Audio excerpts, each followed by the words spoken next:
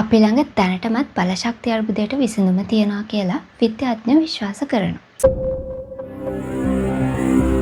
සම්පූර්ණ නගරයක් වුණත් විනාශ කරන්න පුළුවන් විදිහේ ප්‍රතික්‍රියා නියුක්ලියර් පවර් ප්ලාන්ට්ස් ඇතුලේ පාලනය වෙනවා. සහ මේ මගින් මුළු රටකම වුණත් බලශක්ති අවශ්‍යතාවය සපුරන්න පුළුවන්.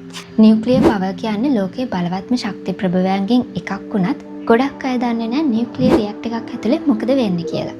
නියුක්ලියර් පවර් ප්ලාන්ට් එකක් ඇතුලේ තියෙනවා රියැක්ටර් කෝ එකක්. මේක ඇතුලේ තමයි හැම දෙයක්ම වෙන්නේ. මේක ඇතුලේ තියෙනවා දිග ටියුබ්ස්, මේවට කියන්නේ ෆුවල් රොඩ්ස් කියලා. ෆුවල් රොඩ්ස් ඇතුලේ තියෙනවා යුරේනියම් 235. මේ යුරේනියම් පරමාණු මතට නියුට්‍රෝන ගැටෙන්න සලස්වනවා. එතකොට යුරේනියම් පරමාණු අස්ථායි වෙලා තවත් පරමාණු දෙකකට කැඩෙනවා.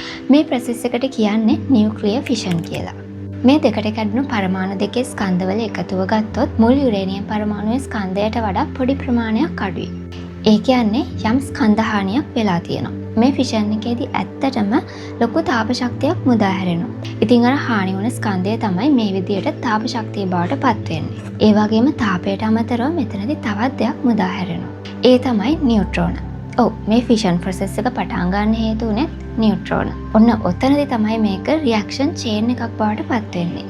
මොකද මේ ඇති වුණ නියුට්‍රෝනත් රොඩ් එක ඇතුළේ තියෙන යුරේනියම් පරමාණු එක්ක ගැටිලා තවත් නියුට්‍රෝන හදනවා. ඉතින් මේක ලූප් එකක් විදියට දිගටම වෙන්න ගන්නවා. සහ මේ හැම ස්ප්ලිට් එකකදීම තාප ශක්තිය මුදා හැරෙනවා. මේ ප්‍රොසෙස් එක හඳුන්වන්නේ රියැක්ෂන් චේන් කියලා. සහ මේක තමයි රියැක්ටර් එකේ එන්ජින් එක විදියට සැලකෙන්නේ. ඔයාලට තේරෙනවද දැන් මේ රියැක්ෂන් ටික එක්ස්පොනෙන්ෂියලි ග්‍රෝ වෙනවා කියලා?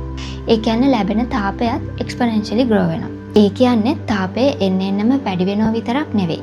ඒ වැඩි වෙන වේගයත් වැඩි වෙනවා. මේක හරියට කන්ට්‍රෝල් කරේ නැත්නම් ඉතාම භයානක තත්ත්වයක් දක්වා හරිම ඉක්මනට ගොඩනැගෙනවා. මේක පාලනය කරන්න පාවිච්චි කරනවා කන්ට්‍රෝල් රොඩ්ස්. මේවා නියුට්‍රෝන අවශෝෂණය කරගන්න. කන්ට්‍රෝල් රොඩ්ස් ඇතුල් කරාම රියැක්ෂන් ස්ලෝ වෙනවා. ආපහු එළියට ගත්තම රියැක්ෂන් ස්පීඩ් එක වැඩි වෙනවා. මේ මගින් තමයි සයන්ටිස්ලා රියැක්ෂන්ස් නිරවද්‍යව පාලනය කරන්නේ. ඊළඟට තාපය පාලනය කරන්න කූලින් සිස්ටම් එකක් තියෙනවා. කූලන්ට් එක විදියට සාමාන්‍යයෙන් යූස් කරන්නේ වතුර. මෙතනදී වතුර තාපය අවශෝෂණය කරගෙන සිස්ටම් එක ඕවර්හීට් වෙන එක නතර කරනවා වගේම තාප ශක්තිය පිටතට අරගෙන යනවා. ඊළඟට තාපය නිසා මේ වතුර රත් වෙද්දී හිමාලය බවට පත් වෙනවා. හිමාලය මගින් ටර්බයින් කැරකෙනවා. මේවට කියන්නේ ස්ටීම් ටර්බයින් කියලා.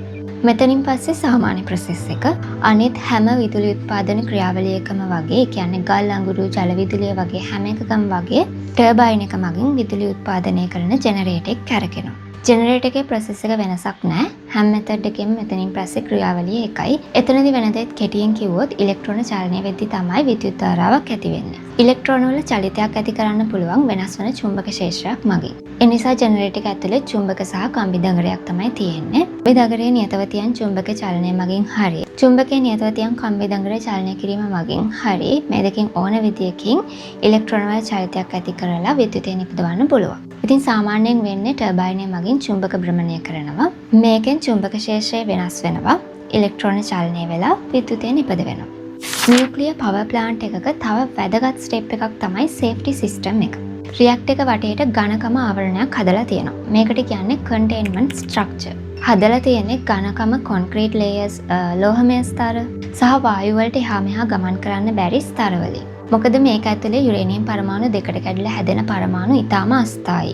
ඒ නිසා විකිරණශීලී. ඒ වගේම මේක ඇතුලේ විශාල තාපයක් සහ පීඩනයක් තියෙනවා. මේවා එළියට ඇවිල්ලා පරිසරයක එකතු වෙන එක වළක්වන්න තමයි මේ කන්ටේන්මන්ට් ස්ට්‍රක්චර් එක තියෙන්නේ. නියුක්ලියර් පවර් ප්ලාන්ට් එකක තියෙන භයානකම මොකක්ද? කූලින් සිස්ටම් එක ෆේල් වුණොත් ෆුවල් රොඩ් ඕවර්හීට් වෙලා මෙල්ට් වෙන්න පුළුවන්. ඒ වගේම මේක පිපිරුමක් දක්වා වර්ධනය වෙන්න පුළුවන්.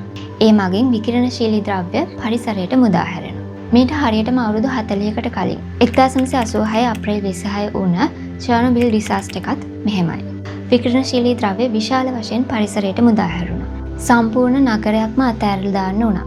අද වෙනකුණුත් සමහර ප්‍රදේශ මිනිස් වාසයට සම්පූර්ණයෙන්ම ආරක්ෂිතයි කියන්න බෑ. චර්නොබිල් ඩිසාස්ටර් එක ඇත්තටම උනේ මොකද්ද කියලා දැනගන්න කැමති නම් කමෙන්ට් එකක් දාන්න. ඒකේ ආයරනිකල් පාර්ට් එක තමයි මේක සිද්ධ වුණේ ඒ රියැක්ටර් එකේ සේෆ්ටි චෙක් එකක් අතරතුර. හේතුව රියැක්ටර් එකේ ඉංජිනේරින් ඩිසයින් එකේ ෆෝල්ට් එකක් නිසා වගේම සේෆ්ටි චෙක් එකේදී ඔපරේටර්ස්ලා අතින් වුණ හියුමන් එරර්ස්.